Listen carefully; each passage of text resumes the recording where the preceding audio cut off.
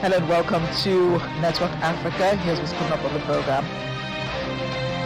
Another batch of Nigerians to be evacuated from South Africa today.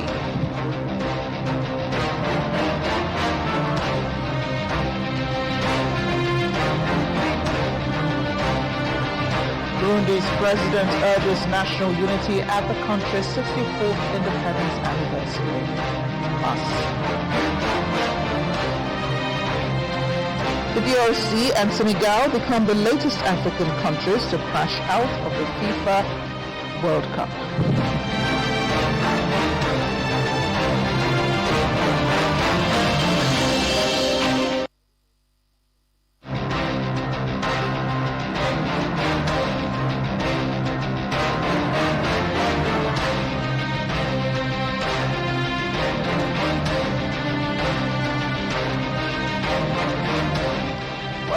Program again. I'm Amarachi Ivani, and thanks for staying with us. Another batch of Nigerians is set for evacuation from South Africa tonight on an Air Peace flight. They'll be arriving tomorrow at the Murtala Mohammed International Airport in Lagos at 5:30 in the morning.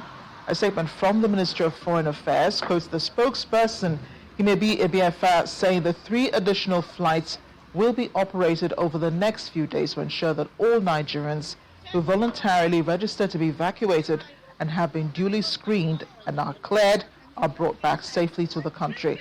The ministry says all special evacuation flights have been fully paid for by the federal government and are at no cost to the returnees.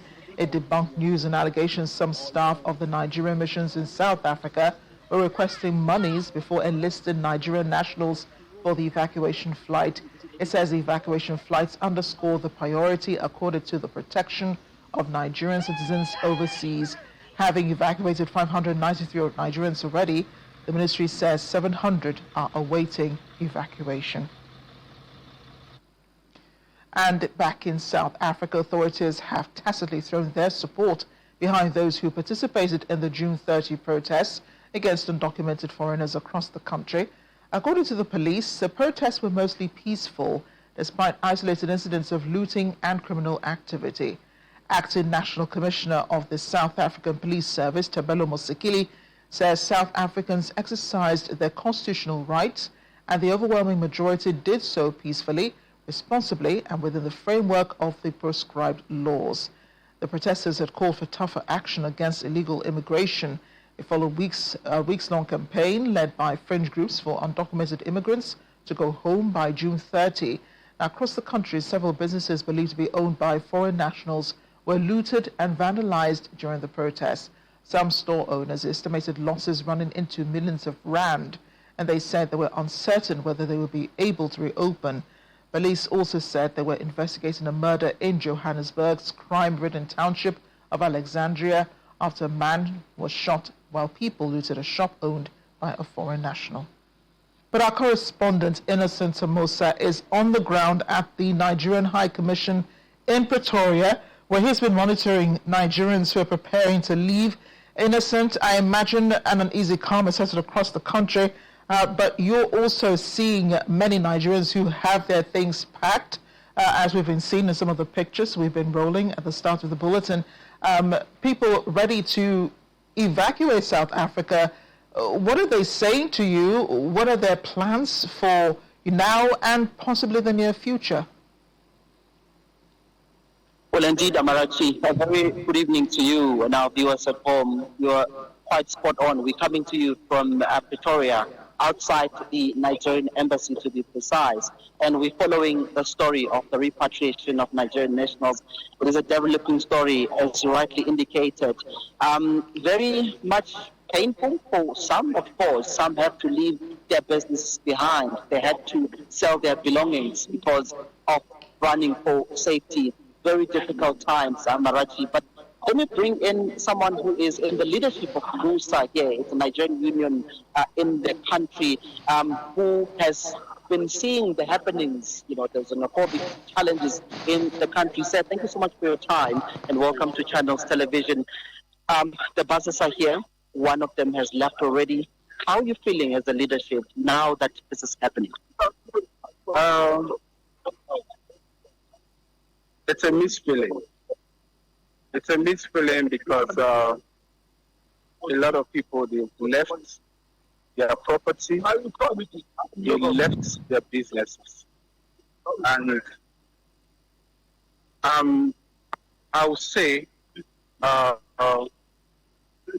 are happy because they are going back home in one piece.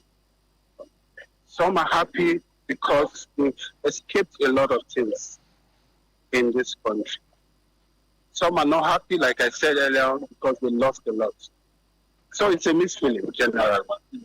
The buses are here. The flight is moving tonight. As a community leader, we're happy. At least our people are going home, back to their family. Let's talk about the process. I mean, the ambassador mentioned that there were unforeseen circumstances, and then it was withdrawn for some time. And it's not Nigeria alone. I mean, many countries struggle with dealing with the repatriation of their own, citizens from South Africa. But let's talk about Nigeria. Do you think that the embassy working with Abuja, they actually try to make sure that people are repatriated back to Nigeria? Okay, for that, they said there was unforeseen circumstances, which we don't know. I believe when the federal government announced that they are going to bring 5 flights, a lot of Nigerians turned up where they believe that they will leave South Africa before 30th of June. That never happened. And that cost a lot to the citizens here, because a lot would have escaped what happened to them. In front of the High Commission, some people were robbed. The process is going smoothly now, and I believe and I pray that the federal government will do more like they promised, because they promised 5 flights, and this is the 3rd flight that will leave today. So we, as a leader, we want to appeal to the federal government to try and get more flights, because there are a lot of Nigerians. We have more than 200 kids that wants to go. Their parents need to take them back home.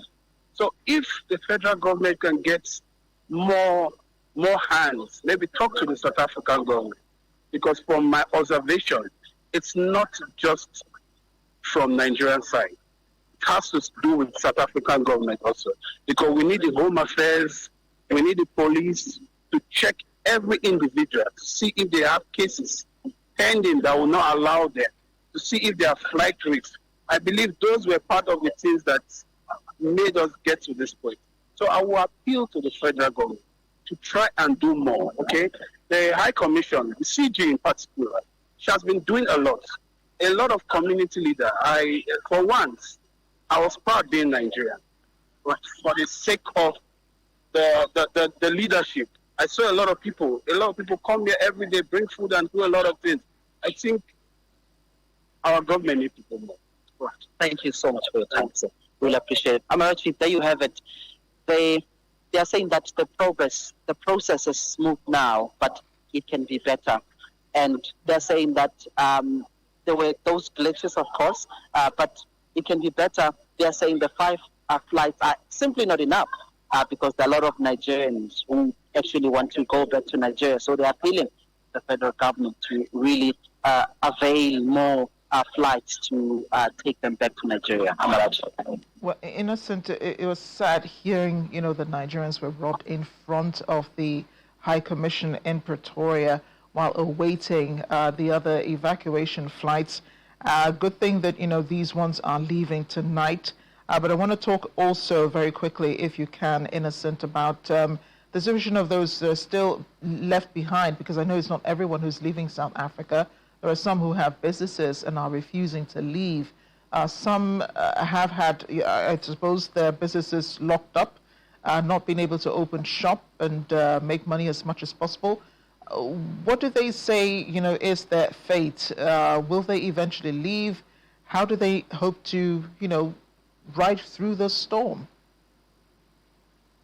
Amarachi, I must say that one businessman that I spoke to, he was telling me that, innocent, I can't go back home because already I've invested a lot into this country and I'm employing a lot of people in this country.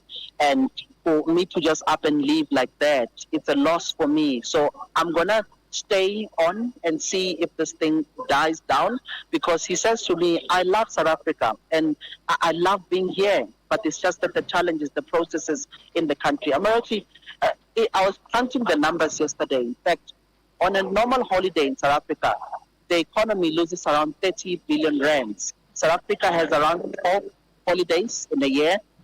That's about 158 billion rands that is lost from the economy. Yesterday, Amarachi, however, holidays are good because some people will spend more money for tourism, they travel. But yesterday, it was not all of that. People were not spending money. People were in their houses. Shops were literally closed, meaning that the economy has really felt the pain that came with this, shutdown that we had yesterday, Amarachi, because a lot of businesses had to close simply because they were afraid that if this much goes out of hand, it could very well be that there's going to be looting. But I can tell you, Amarachi, that the businessman that I spoke to, he was speaking with a heavy heart, saying that I want to stay on and see if these things die down. I want to stay here and continue to contribute, because he was showing me the families, the people that is employed, saying, I don't know if I leave, what's going to happen to these people. So it's a mixed bag of feelings from those who are living here. The gentleman that I spoke to. Yes, innocent, even apart from that, I've also seen videos, of food produce, from the farms that are rotten away in the stores because there are no foreigners to help sell them. They usually resell many of those produce. A lot of them are rotten in the stores. Transportation has also been affected because you also have foreigners who operate those buses that help move people from place to place. They're also sitting, at the park. No one's driving them. So I guess tough days ahead for South Africa. But Innocent, thank you. We'll be coming to you from time to time. We understand you'll be staying until the final evacuations. Channels Television will bring you updates on the process of evacuating those Nigerians who are ready to leave tonight. Thank you again, Innocent. Well, as I was saying before we brought on Innocent, reacting to those anti-immigrant protests in South Africa, as well as the attacks on foreigners' shops and homes, a group known as Forum of Political Parties, Youth Leaders in Nigeria, are saying they're giving South Africans in the country 30 days to leave the country. They made their intentions known, or their requests known, in a news conference in the Federal Capital Territory, Abuja. We are here today as the youth of this country to express our displeasure and to also express our dissatisfaction on how the government of South Africa have handled this matter. We, the young people of Nigeria, are not happy for what South Africa is doing. And we are here to also declare that from today, the first day of July 2026 to the end of July 2026, we would want the South Africans in Nigeria to also leave. They should go back to their country and also take over the businesses, the work that Nigerians have taken over from them. So we are also giving the South Africans from now to the end of the month to exit Nigeria with their businesses and their establishments. If not, the measure with which they treated our people in South Africa will be applied here in Nigeria. What are they doing in South Africa that we cannot do in Nigeria? What sort of technology, infrastructure? What sort of manpower? We are the one powering the economy. It is because we do not have the enabling environment here in Nigeria for our young people to express themselves, for businesses to thrive. That's why you see our people running. We are therefore calling on the government. The federal government should fix this country, do what is right, create an enabling environment for businesses to thrive, provide jobs for our young people. That is what can stop the Japa syndrome. And away from those immigration issues in South Africa, as we expect the next flight of Nigerians making their way to the country, The Nigerian Permanent Secretary of the Ministry of Foreign Affairs, Ambassador Dunoma Ahmed, has received the Acting High Commissioner for Ghana in Abuja to discuss current developments in the relationship between both countries. During the meeting, the Acting High Commissioner noted that Ghana considers it important to engage through diplomatic channels to prevent the commercial dispute from escalating into an issue capable of generating unnecessary public tension between the two countries. She expressed concern over the safety and welfare of Ghanaian nationals connected with investment, alleging that recent developments surrounding the disputed property had heightened tension. I believe this happened a few years ago, while appealing for the intervention of the Ministry of Foreign Affairs in facilitating appropriate engagements with the relevant Nigerian authorities to ensure the protection of lives, property, and investments with legal due process. Continuing.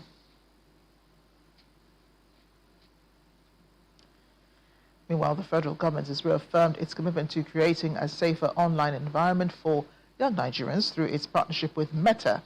The Minister of Youth Development, Ayodele Olawande, made the commitment at the Youth Safety Summit organized by Meta in Abuja, stressing that the federal government remains dedicated to equipping young Nigerians with the digital skills needed to thrive while ensuring they are protected from emerging online threats.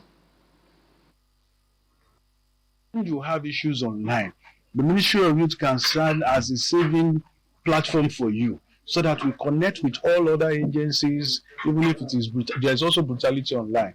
If there is brutality, if there is scam, if there is unlawful, if there are some statements that does not, we are there to bridge the gap between the government, the organization, private organizations, and also the security agencies. This collaboration as a very important initiative in ensuring we are expanding on youth safety initiatives in Nigeria. And of particular importance for us today is expansion of our features within teen accounts in Nigeria, and being more loud about it, because we want parents to be aware.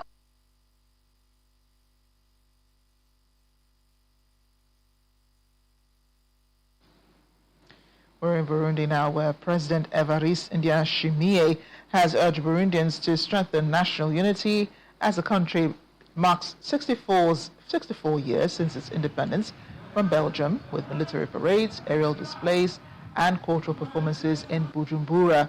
In his address, President Ndayishimiye called on Burundians to rebuild national unity, saying ethnic, political, and regional divisions should no longer define the country. Burundi was first colonized by Germany in 1903 before becoming a colony of the Belgian government. The country gained independence on July 1st, 1962. Less than a year after independence, hero Prince Louis Rwagasore was assassinated.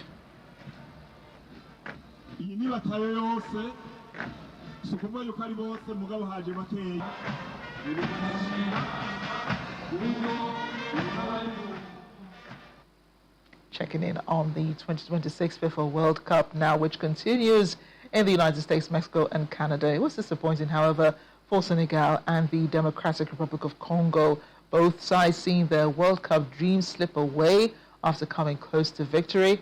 After threatening to pull off one of the biggest upsets of the tournament, DR Congo crashed out following a 2-1 defeat to England. Harry Kane rescued England from an early exit, scoring twice in the second half of the round of 32 clash in Atlanta.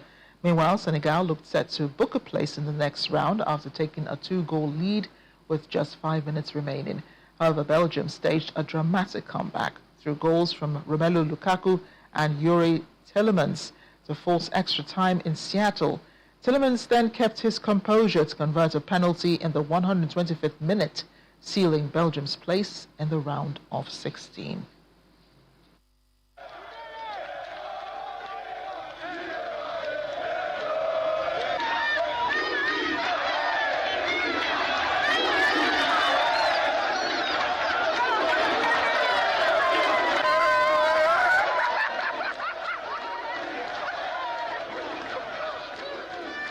Well, an ecstatic team, just beg your pardon, fans of Kinshasa, the DRC capital, who, despite knowing it is the end of the road for the national team, they still celebrated the team's historic run despite its defeat to England and national football team in the round of 32. Supporters did applaud the Leopards for the remarkable campaign, which ended after the team's first ever appearance in the knockout stage of the FIFA World Cup.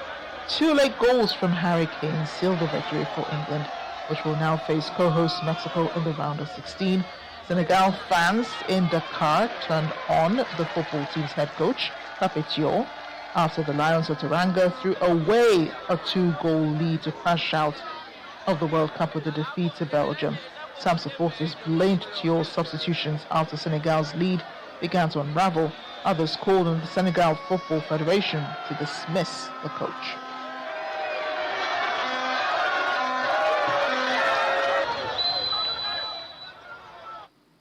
Emotions high at the 2026 FIFA World Cup. Well, let's end with a fun fact today. Did you know that Kenya is regarded as the birthplace of many of the world's greatest long-distance runners, with athletes from the Rift Valley dominating international marathons and producing numerous Olympic and world champions? Kenyan runners are historically dominant in distance running due to a powerful combination of physiological adaptations from living a high altitude, active childhoods, and optimal biochemical physique and intense cultural motivation. So you have them from legends to rising stars. Runners have built a global reputation for excellence, making the country a powerhouse in long-distance athletics. That's Network Africa today. Thanks for watching. I'm Amarachi Ubani.